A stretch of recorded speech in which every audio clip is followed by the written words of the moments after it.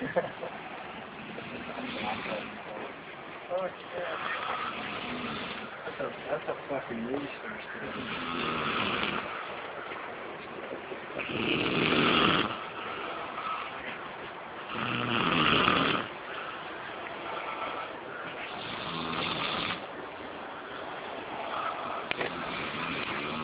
Put a dig right